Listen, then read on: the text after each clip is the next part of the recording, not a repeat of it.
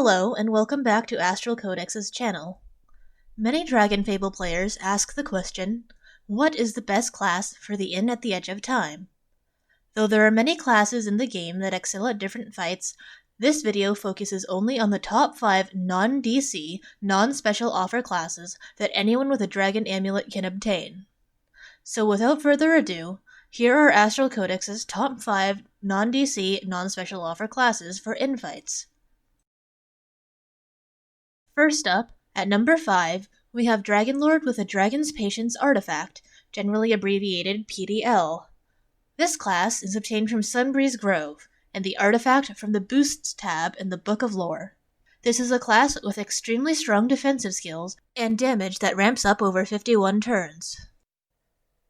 It has a 3-turn blind with 7 cooldown, a 3-turn boost reduction with 8 cooldown, a 4-turn damage mitigation skill with 12 cooldown,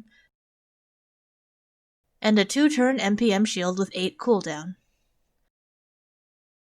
In addition, it has a great HP regen skill in Wind Dragon Spirit and one of the best MP regen skills of any class in Water Dragon Spirit. While the damage of most of its skills are only decent even once fully ramped up, Dragon Soul gives this class a spammable 1-turn cooldown move that does nearly as much damage as other classes' nukes. Against endurance fights like Senescence the Undying, PDL has the tools to both survive and eventually deal high damage. Unfortunately, the fact that it has extremely poor damage when starting out severely hampers its usability in many infights. For example, bosses that require you to burst, such as Roar or Magi, will just kill you before you can do a significant amount of damage to them.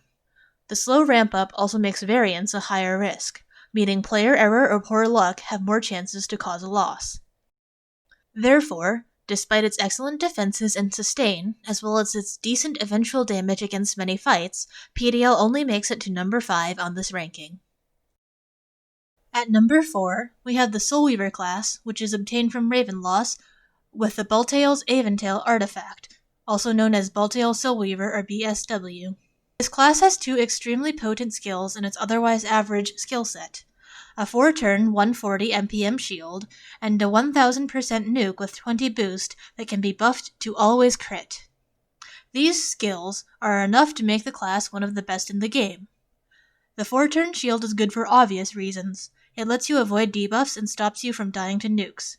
And because of how large the nuke is, you can often bypass boss mechanics by bursting the boss down quickly.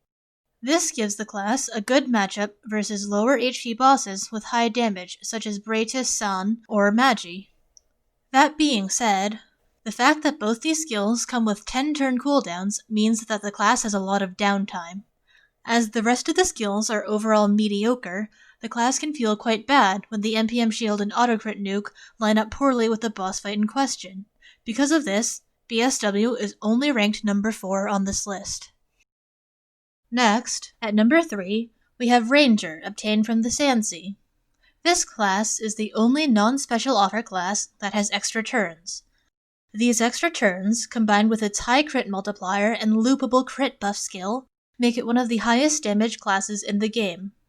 It's also worth noting that the class has decent defenses. Like Baltael Soulweaver, it has a 4-turn MPM shield. Thanks to its double turns, it can use its shield every 7 enemy turns if needed, giving it extremely good defenses at the cost of its damage. Similarly, it has a 50% heal it can use every 17 turns, giving it a surprising amount of health regeneration in longer fights. Ranger has strong tools and high sustained damage, making it ideal for both ARG and many duos in the game, many of which you can see in the In Progression playlist. That being said, using these defensive options cripples Ranger's damage for 3 or 4 turns, so it tends to suffer against a few matchups that favor defensive classes. It also has a 4 or 5 turn ramp-up period before it gets extra turns. Thus, Ranger comes in at a solid number 3.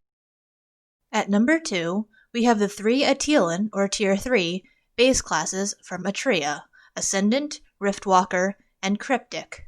Note that the number 2 ranking reflects the average power of the 3 classes, as each character only gets access to one of them. Ascendant is the Atelan Mage class.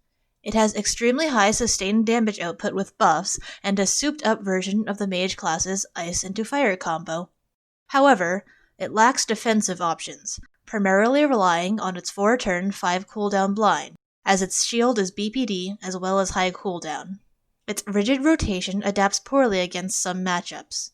This makes it the worst Atelan class, though it is still a solid option. Riftwalker is the Atelan warrior class. It comes with great damage in a 5-turn rotation, with a 2-turn 4 cooldown MPM shield as its main defense. It also has a strong 5-turn 10 cooldown boost reduction skill for additional defensive options. While it doesn't have the best offense or best defense, its flexible kit combines to make it the second best Atelan class. Cryptic is the Atelan rogue class.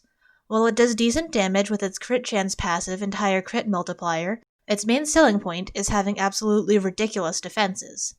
It has 2 4-turn 9 cooldown shields and a 3-turn 9 cooldown blind, making it practically unhittable.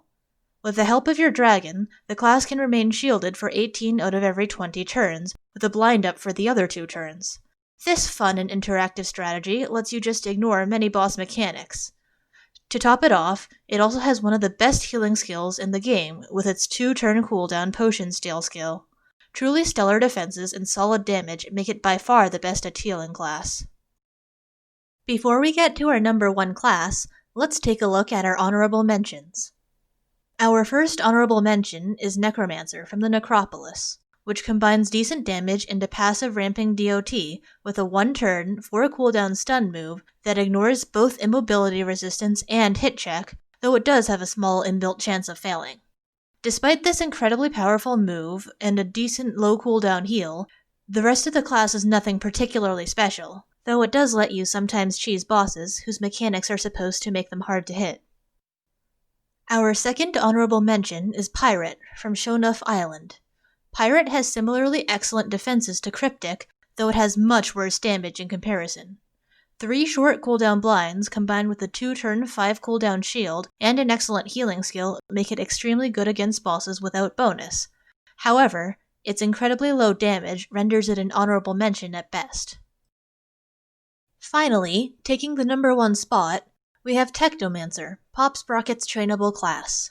Technomancer's passive is comparable to Patience Dragonlord's, being a ramping damage boost, but Technomancer's gives it more damage for lower mana.